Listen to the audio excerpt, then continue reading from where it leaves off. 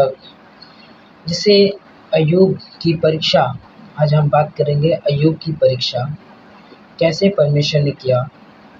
और परमेश्वर ने इस वचन को ग्रहण करा था, तब मैं बड़ा हैरान हूँ इस बात को पढ़कर और सुनकर कि परमेश्वर ने कैसे, किस तरह से अय्यूब की परीक्षा किया।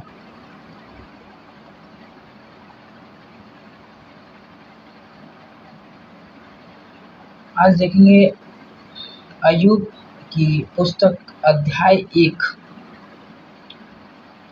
और वचन 5।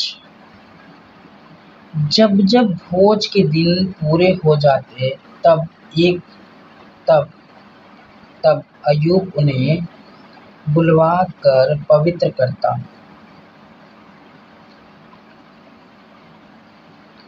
अय्यूब के बहुत गहरा भेद है ये। अय्यूब के 7 बेटे और 3 बेटियां उत्पन्न हुई। उनके 7,000 भेड़ बकरियां, 3,000 ऊँट, 500 जोड़ी बैल और 500 गदहियां और बहुत से दास और दासियां थी। वरन उसके पास इतनी संपत्ति थी कि पूर्वी देशों के लोगों में वह सबसे बड़ा था। हालेलुया। एक ऐसा राजा, धनी राजा, जो पूर्वी देश का बहुत अमीर व्यक्ति, बहुत अमीर राजा।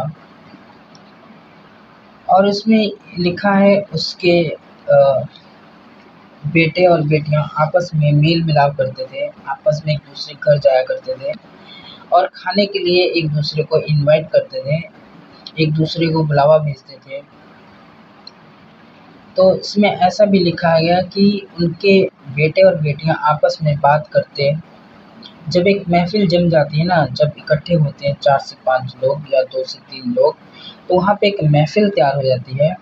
और उस महफिल में दुनियादारी को भूलकर आपस में बातें करना, एक दूसरे को गाली गलौज करना या एक दूसरे की बुराई को करना, बहुत सी बातें हो सकती हैं। तो ऐसे ही सेम इनके अय्यूब के बेटे और बेटियां आपस में बातें कर रहे होंगे। तो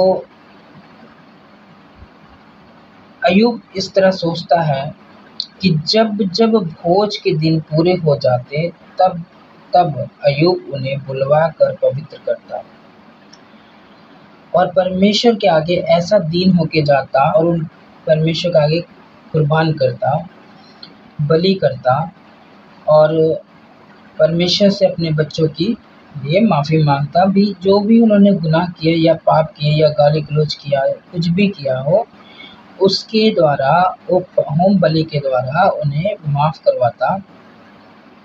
अय्यूब एक ऐसा व्यक्ति, ऐसा राजा, जो ये भी सोचता कि कदाचित मेरे लड़कों ने पाप करके परमेश्वर को छोड़ दिया।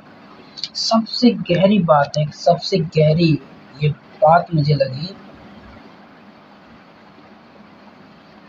कि कदाचित मेरे लड़कों ने पाप करके परमेश्वर को छोड़ दिया। ये बात जब मैं इस वचन को ग्रहण करता तो बार बार मैं ये सोचता कि ऐसा क्यों उन्होंने, मतलब अय्यूब ने ऐसा क्या सोचा। ये बहुत गहरी बात है। कदाचित मेरे लड़कों ने पाप करके परमेश्वर को छोड़ दिया, तो ये बहुत गहरी बात है। और इस बात के खातिर परमेश्वर के आगे अपने आप को कुर्बान करता, अपने आप को चढ़ाता, अपने मन को चढ़ाता कि परमेश्वर, अपने आप को दीन करते हुए परमेश्वर से उनके गुनाहों की माफ़ी मांगता। हालेलुया। तो इस रीति अय्यूब सदैव किया करता था। अपने बच्चों की माफ़ी के लिए अय्यूब हर समय या हर महीने या हर हफ्ते ऐसे किया करता था अपने बच्चों की माफ़ी मंगवाने के लिए।